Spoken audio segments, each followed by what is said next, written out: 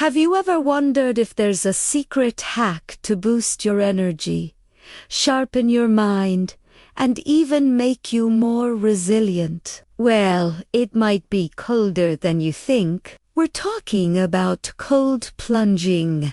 And today, I am going to break down the science-backed protocol that says all you need is 11 minutes a week. That's right, just 11 minutes to unlock some incredible health benefit. So grab a towel, or maybe just a warm cup of tea for now, and let's dive into the chilling details of how to do cold water immersion safely and effectively. First off, let's talk about the why.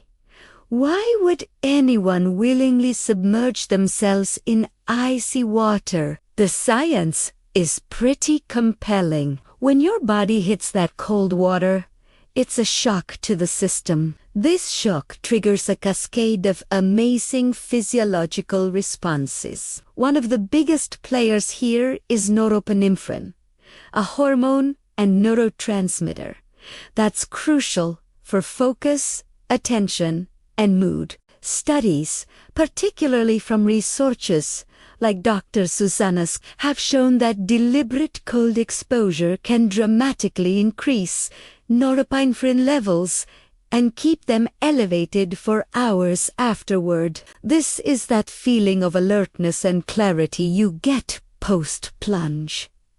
It's not just in your head. It's your brain chemistry literally changing for the better. Beyond the brain boost, cold exposure is a powerhouse for your metabolism. Your body has two main types of fat: white fat, which stores energy, and brown fat, which is metabolically active and burns energy to generate heat. Cold exposure is one of the most effective ways to activate and even increase your brown fat. Think of it like turning on your body's internal furnace. Over time, this can help convert some of that stubborn white fat into more metabolically active beige or brown fat, essentially helping your body become more efficient at burning calories. The protocol we're discussing today is specifically designed to maximize this effect without overstressing your system. So, what is this magic protocol? It comes from research that suggests a total of 11 minutes of cold water immersion per week,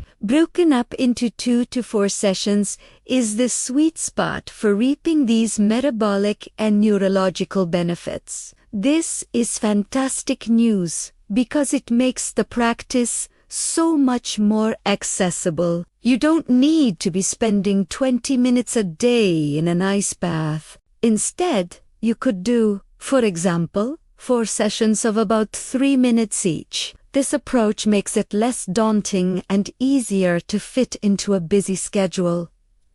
The key here is consistency. It's about regularly triggering that cold adaptation response. Let's break down what a session looks like. The first rule of cold plunging is finding the right temperature. The goal is to be uncomfortably cold, but safe. You want the water cold enough that you have a strong desire to get out, but you can safely stay in with controlled breathing. For most people, this is somewhere between 45 and 60 degrees Fahrenheit, or about 7 to 15 degrees Celsius. If you're a beginner, start warmer and gradually decrease the temperature as you adapt. Don't try to be a hero on day 1 and jump into a 35-degree bath. That's a recipe for a bad experience, and we want this to be a sustainable practice. Now, for the how.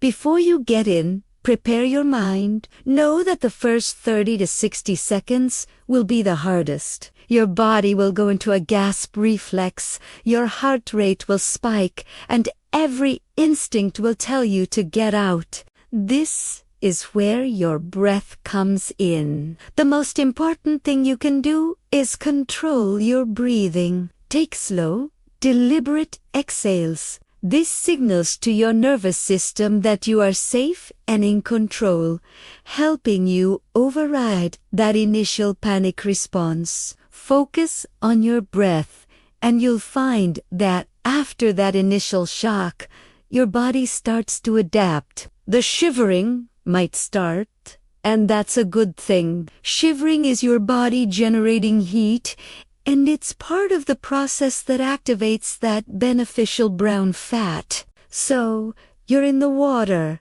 you're breathing, and you're starting to settle. What do you do for the next couple of minutes? Stay present. This is a form of active meditation. Feel the sensation of the cold on your skin. Notice how your body is responding.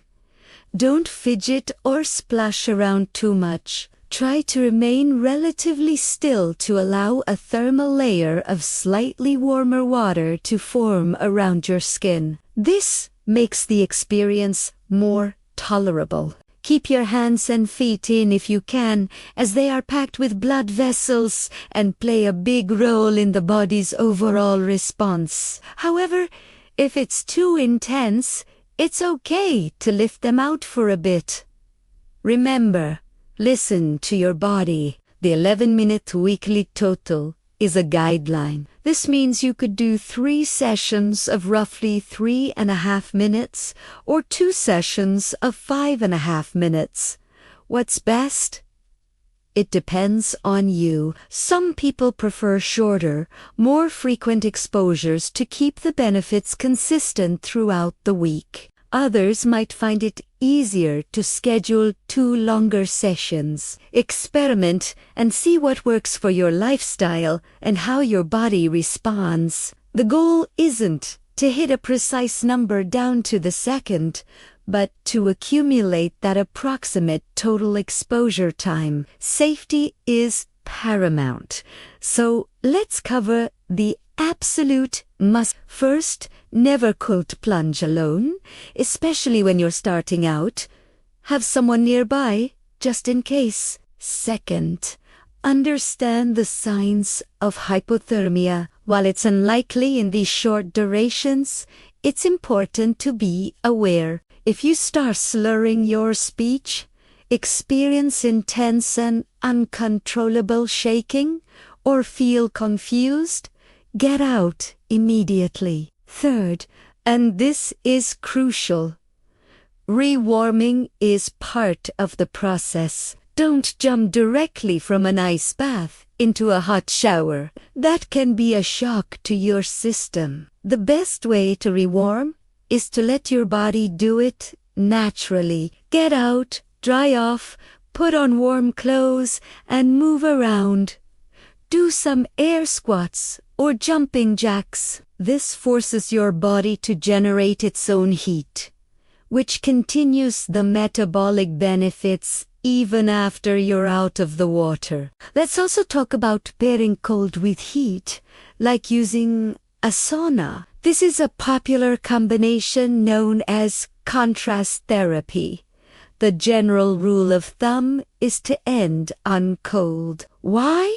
Because the cold causes vasoconstriction, tightening your blood vessels, which can help reduce inflammation. If you go from cold to hot, you cause opening those vessels back up, which can counteract some of the anti-inflammatory effects. So, a great routine might be warm up, exercise, sauna, and then finish with your cold plunge. This sequence maximizes the benefits of each practice. So, to recap the protocol, aim for a total of 11 minutes of cold water immersion per week. Break this up into 2 to 4 sessions. Find a water temperature that is uncomfortably cold, but safe for you. Control your breathing to manage the initial shock. Stay in for your target time, anywhere from 2 to 5 minutes per session. And finally, rewarm naturally to prolong the metabolic effects. This simple science-backed framework makes cold plunging an achievable and highly effective tool for enhancing your physical and mental well-being. It's about more than just physical health, though. Regularly putting yourself in a state of controlled discomfort builds incredible mental resilience. You are teaching your brain and body that you can handle stress. You are voluntarily entering a stressful environment and learning to stay calm and in control. This practice translates directly into how you handle stress in your daily life, whether it's a tough deadline at work or a challenging personal situation. You become more resilient, more focused, and more capable of navigating life's ups and downs. So, are you ready to take the plunge? Start slow. Be consistent and listen to your body. You don't need expensive equipment to begin. You can start with cold showers, turning the water to cold for the last 30 seconds and gradually increasing the time. When you're ready, you can use a bathtub with ice or a dedicated cold plunge tub. The journey is yours to shape. Just 11 minutes a week. It's a small investment of time for a massive return in energy, focus, and resilience. Thank you so much for watching. I hope this breakdown helps you start your own cold exposure journey safely and effectively. If you found this helpful, give it a thumbs up and don't forget to subscribe for more tips on how to optimize your health. Let me know in the comments if you've tried cold plunging and what your experience has been. Stay cool, and I'll see you in the next video.